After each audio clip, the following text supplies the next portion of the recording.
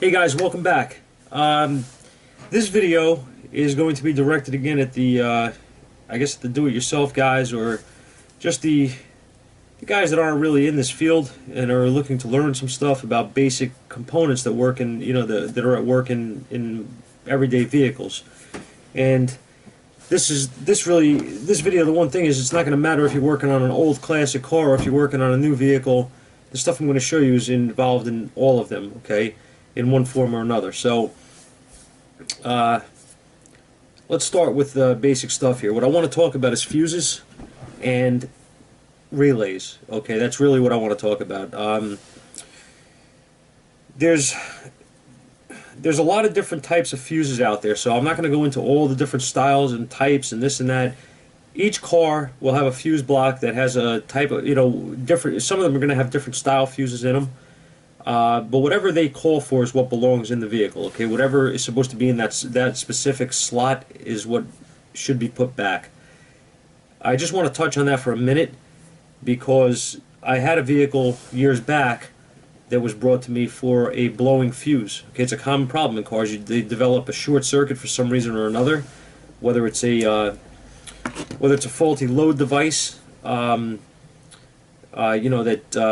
causes the high amperage and fuse, the fuse will blow, or if it's a wiring problem, it causes the fuse to blow. Whatever the problem is, the fuse is in the circuit to protect that circuit. It's there to protect the harness and keep everything from melting. When you have a short to ground, that circuit will develop extreme heat. All right, and the only way I can explain this to you, if you've never seen it before, is if you take a battery, and don't do this, but take a battery and you take two leads and put them on the battery and then touch them together.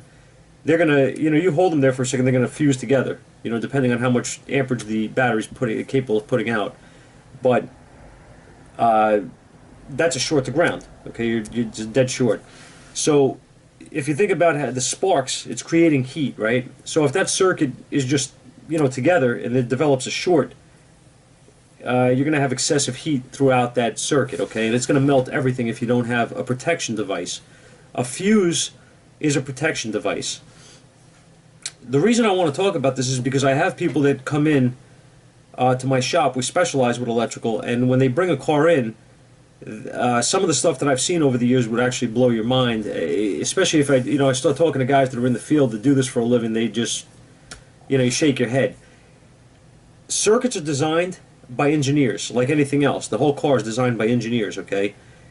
They determine the rating of the fuse needed for the circuit they're trying to protect by the amount of amperage that circuit is supposed to produce or conduct, or however you want to put it. Now, if you have let's just take, for instance, okay, we're just going to take random numbers here. If you take a circuit and say that it has a 10 amp fuse in it, okay, this is usually the rule of thumb here. That circuit is designed to run up to 5 amps for a given time, okay? So usually the fuse is double what the circuit is rated at.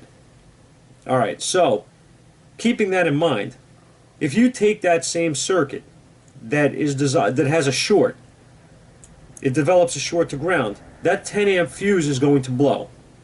Alright? Now, at that point, you need to figure out why the fuse blew. It's not a faulty fuse, it's a working fuse because it blew. Alright? A faulty fuse would be one that didn't work, for whatever reason didn't blow, and the circuit melted. Now you know you have a fuse that was bad. Fuses do not go bad. They will develop corrosion, oxidation, things like that, bad connections due to pins opening in the fuse block.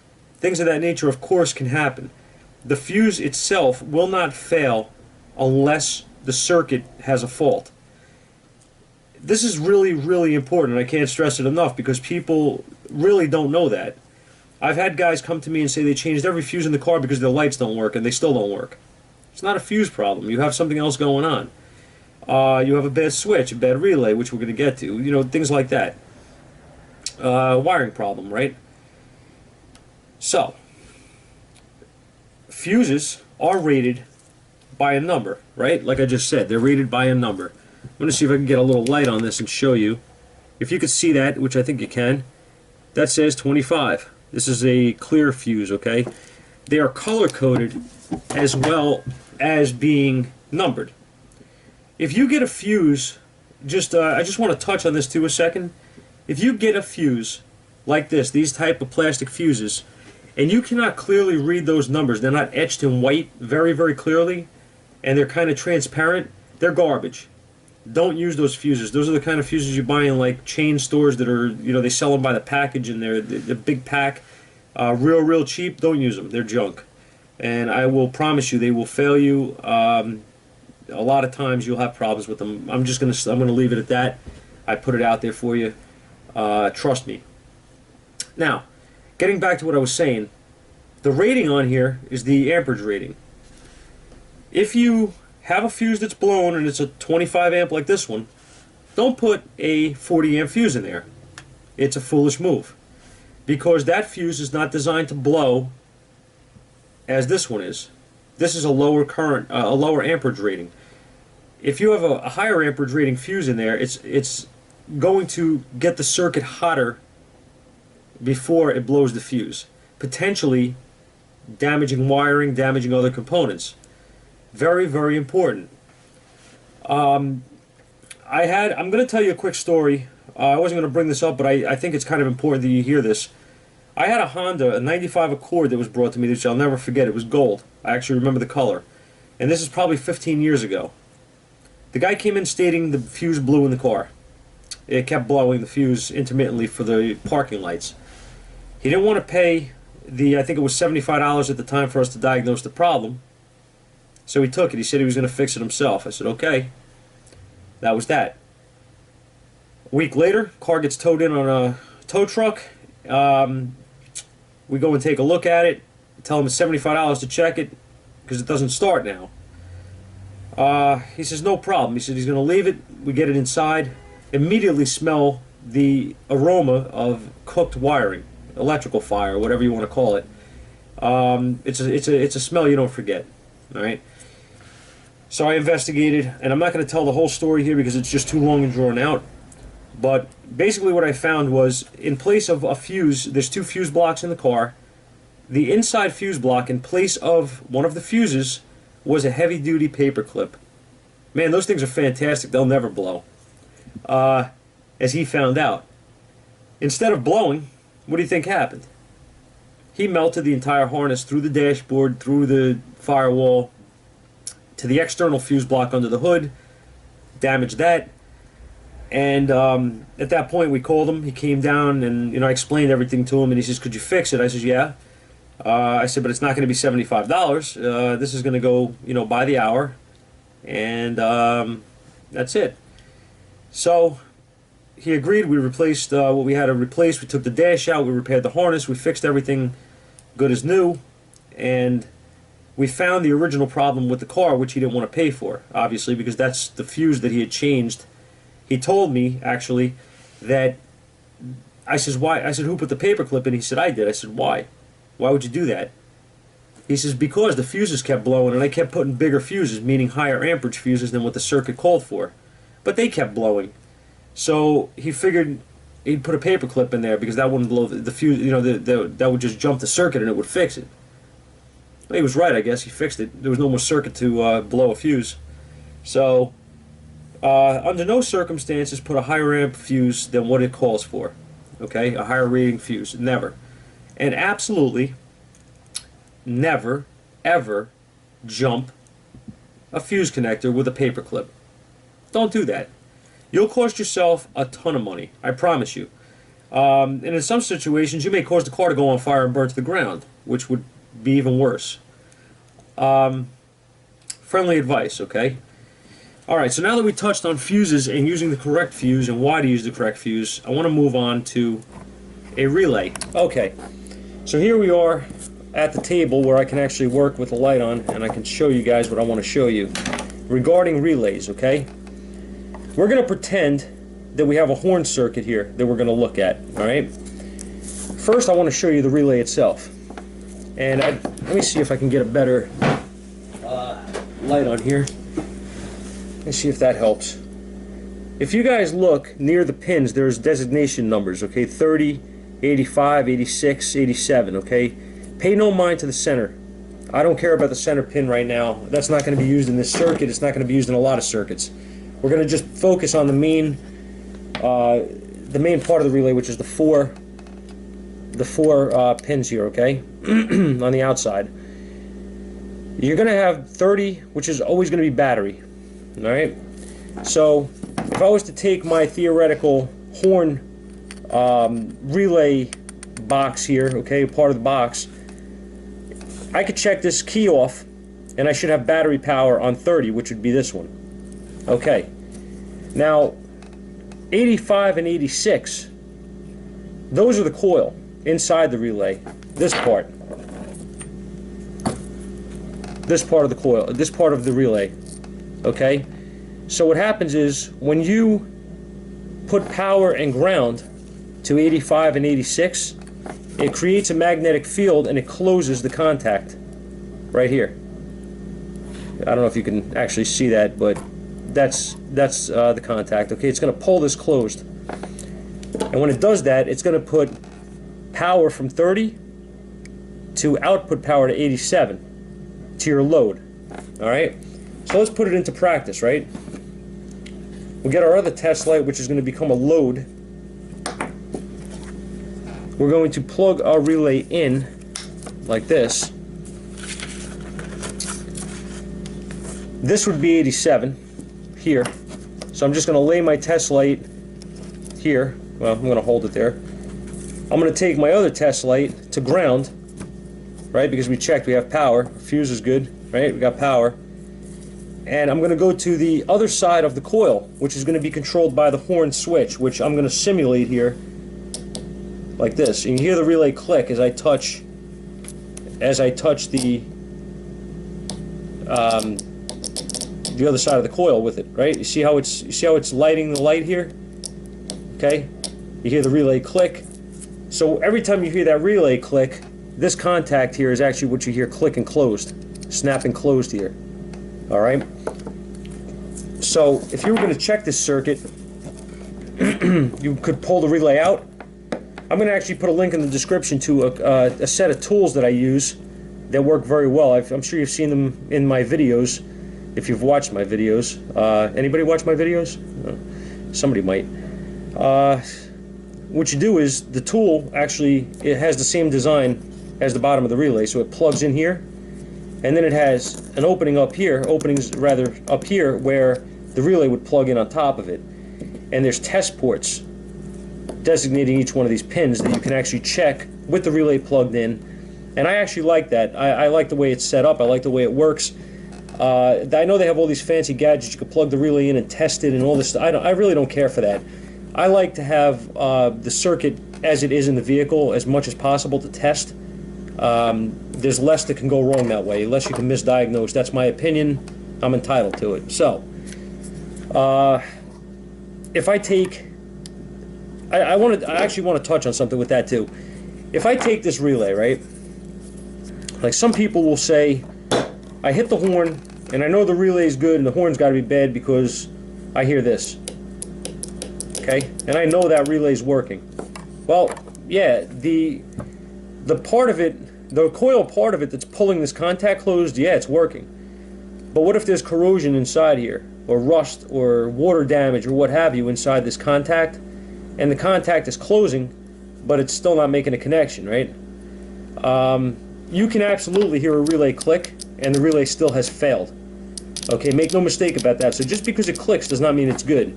If it cannot do this and turn that load on, okay, then that relay is not working for whatever reason. If you hear it click, the coil part of it's good. I'm going to show you something else. What if I did this? What if I lost my power feed to the relay? I still have the coil, right? What do you think is going to happen? Watch. No light. See? We hear it clicking. Okay? So there's possibilities here. You can hear this coil click and still not have your relay working properly for whatever reason. So know how to test it. That's the whole key. if I take this out, right, say this was all covered, this harness was covered, and right now I went in and I checked, up, I got power here, okay, that's good, up, I only got power on one leg, see, I need power on two, okay, and like I said now, this is a horn circuit, so it would work with the key off. If this was a different circuit, maybe it would work with only the key in the on position, meaning you would have power here at, I'm sorry, let's do that again. You would have power at 30, rather, I'm sorry, I'm screwing myself up here. I would have power at 30, okay, but I may not have power at the coil on one side because it would only work when I turn the key on. All right, you follow me? So when you check a relay, if you're not sure, just turn the key on. And you should have power on two legs. All right, you should have power on two legs. If you do, like I said, now what you can do, I mean this is an older trick too, but what you can do is, I have power, the relay's in there. Hang on, sorry. I'm having connection issues. Okay, so I have power and I have power, right? So what if I go to the other side of the coil?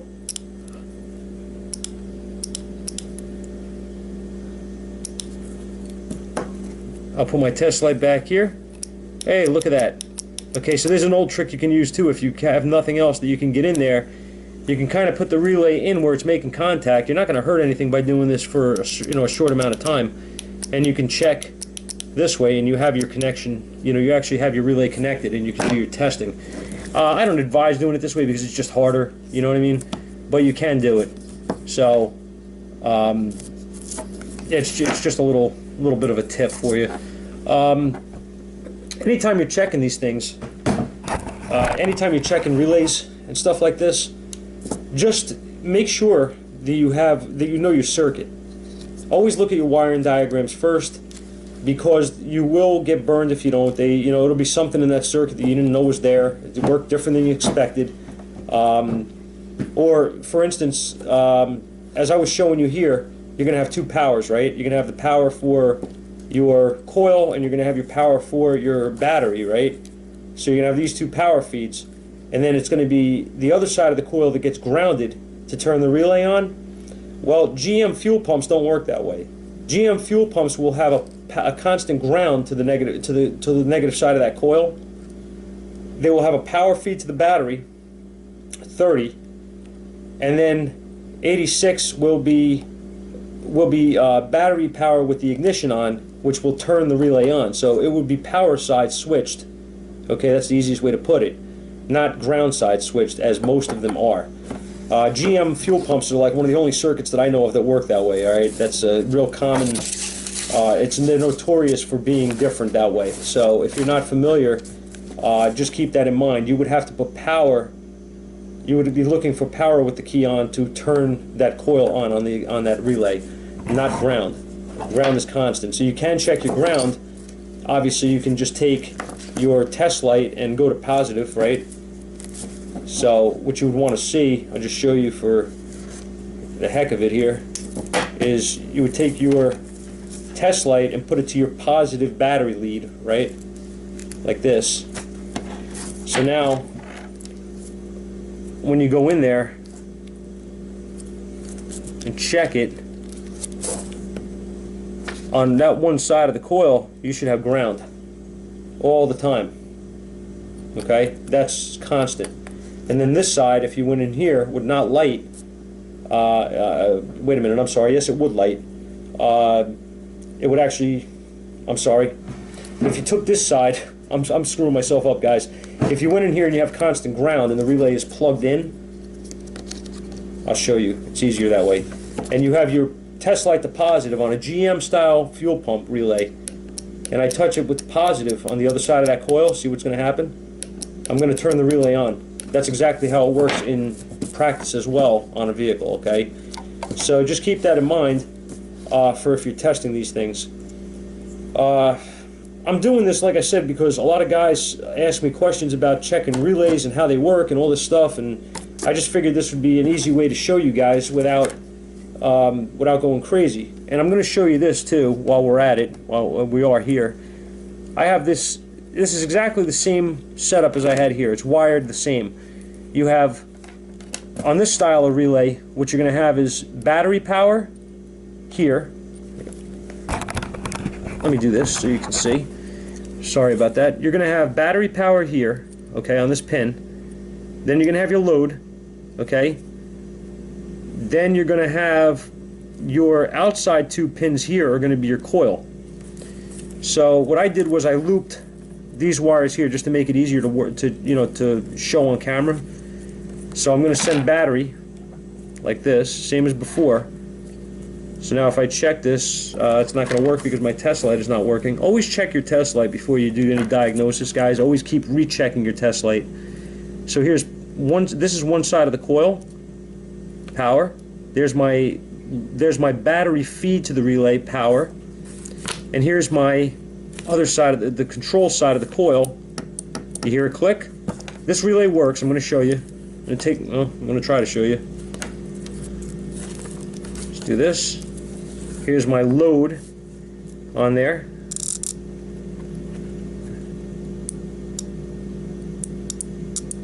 See? This relay works. And what I want to show you is how it works, or I want to show you the mechanics behind it working. So focus right here on this contact and watch. See it opening and closing? See that? Okay, so that's the mechanical part of the relay when it's closing the contacts. All right, so now that you're armed with this newly found information that I'm sure most of you already knew years ago, and is probably completely useless to most of you. Now you can go out and diagnose a, I don't know, whatever. But all joking aside, I hope it helps somebody. You know, I do get a lot of questions, man, at work about this stuff. So I figured I'd do a short video on, you know, how they work and just the basics of fuses and things like that I take for granted that everybody knows, and they don't, and that's the truth. So if you enjoyed the video, give me a thumbs up, guys. Like and share, whatever. I appreciate the views. I appreciate the support. You guys are awesome, and we're going to continue to try to get some good videos coming out. I have a couple of jobs down at the shop that I'm going to try to film and put up maybe next week. We'll see how that works out, and we'll go from there. See you soon. Thanks for watching.